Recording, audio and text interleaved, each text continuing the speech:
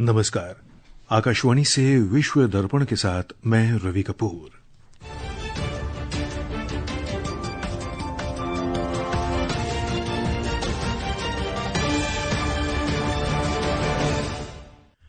मुख्य समाचार। भारत ने इस महीने की 15 तारीख को अलास्का में होने वाली बैठक के लिए अमेरिका और रूसी संघ के बीच बनी सहमति का स्वागत किया। भारतीय वायुसेना प्रमुख एपी सिंह ने कहा, ऑपरेशन सिंदूर के दौरान पाकिस्तान के 5 लड़ाकू विमान सहित 6 विमानों को मार गिराया गया। अमेरिका में दक्षिणी कैलिफोर्निया में तेजी से फैलती जंगलों की आग को देखते हुए हजारों लोगों को घर खाली करने को कहा गया। सूडान के उत्तरी कोर्डोफान में सूडान अर्धसैनिक बल रैपिड सपोर्ट फोर्स के हमलों में 16 नागरिकों की मौत और कई घायल। और नागासाकी आज शहर पर परमाणु हमले की 80वीं वर्षगांठ मना रहा है।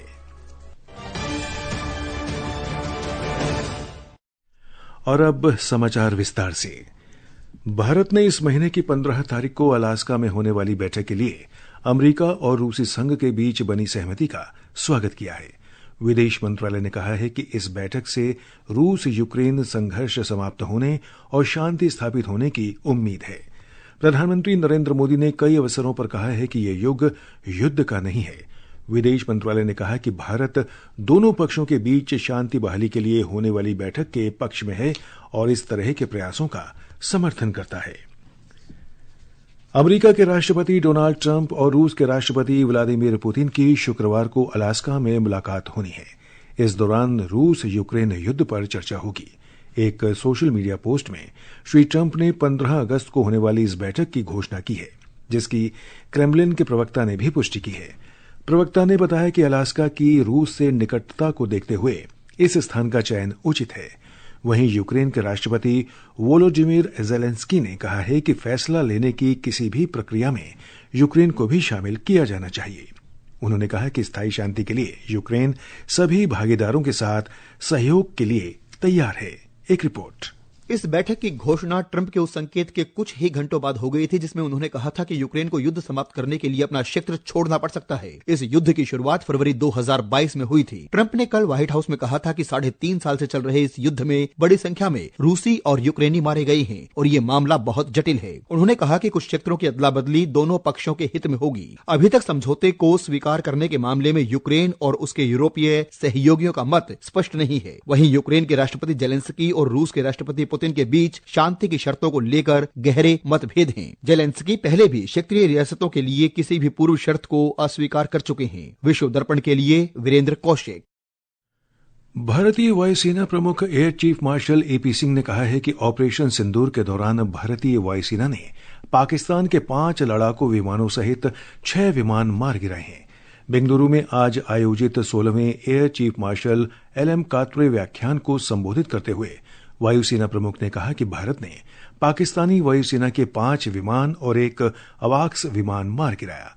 उन्होंने शाहबाज जैकबाबाद हवाई अड्डे पर हुए हमलों का भी जिक्र किया, जिसमें हमारी मिसाइलों ने F-16 जैसे कुछ विमानों को नष्ट कर दिया था। We have indication of at least one AWC hangar and few F-16s which are under maintenance there. Apart from these, the SAGW systems, mostly from fighter aircraft are from S-400. We have at least 5 fighters confirmed killed and 1 large aircraft which could be either an ELINT aircraft or an AWC aircraft, which was taken on at a distance of about 300 kilometers. This is the actually largest ever recorded surface-to-air kill. विदेश मंत्री doctor Subramaniam Jaishankar ने Singapore को उसके 60वें राष्ट्रीय दिवस parade के अवसर पर बधाई दी है। डॉक्टर जयशंकर ने कल एक सोशल मीडिया पोस्ट में सिंगापुर के विदेश मंत्री विवियन बालकृष्णन और सिंगापुर की सरकार तथा लोगों को इस अवसर पर शुभकामनाएं दी। राष्ट्रीय दिवस समारोह में एक दिलचस्प मोड़ तब आया जब सिंगापुर पुलिस बल ने कल फिल्म कुली के एक तमिल गाने का एक इंस्टाग्राम रील साझा किया। इस रील ने सोशल मीडिया पर तहलका मचा दिया और 20 घंटों के भीतर लगभग 45 लाख लोगों ने इसे देखा। सिंगापुर ने आज पदांग में सशस्त्र बलों और नागरिक इकाइयों द्वारा आयोजित राष्ट्रीय दिवस परेड के साथ स्वतंत्रता के 60 वर्ष का जश्न मनाया, जो उसकी हीरक जयंती का प्रतीक है। राष्ट्रपति थर्मन शनमुगरत्नम ने समारोह का नेतृत्व किया, जिसमें प्रधानमंत्री लॉरेंस वोंग, उनके मंत्रिमंडल के सदस्य और संसद सदस्य शामिल हुए। ये आकाशवाणी है और आप सुन रहे हैं विश्व दर्पण।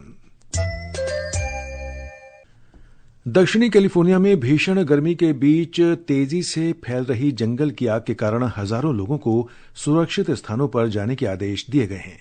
कैलिफोर्निया के वानिकी और अग्नि सुरक्षा विभाग के अनुसार गुरुवार को भड़की घाटी की आग तेजी से बढ़कर लगभग 19.4 वर्ग किलोमीटर क्षेत्र में फैल गई।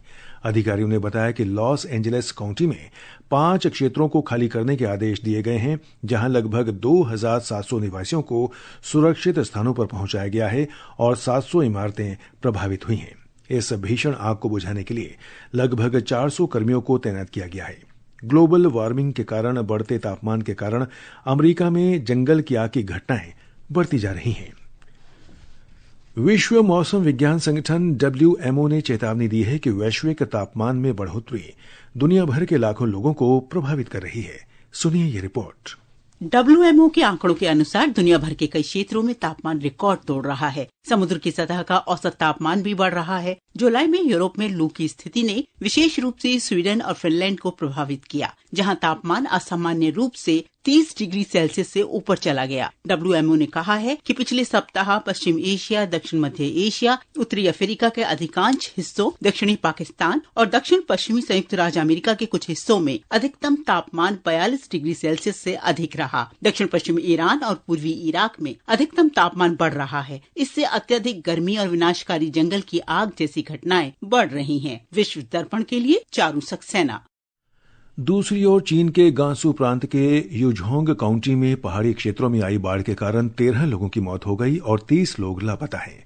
प्रांतीय राजधानी लानझौ के अंतर्गत आने वाले यूझोंग और लानझौ के अन्य इलाकों में बृहस्पतिवार शाम से मूसलाधार बारिश हो रही है, जिसके कारण बाढ़ आ गई है। कल दोपहर तक 220.2 मिलीमीटर वर्षा दर्ज की गई। खोज और बचाव अभियान जारी है। यूझोंग में अब तक 9,828 लोगों को सुरक्षित स्थानों पर पहुंचाया गया है। सूडान के उत्तरी कोर्डोफान राज्य में अर्धसैनिक रैपिड सपोर्ट फोर्स RSF के हमलों में 16 नागरिक मारे गए हैं।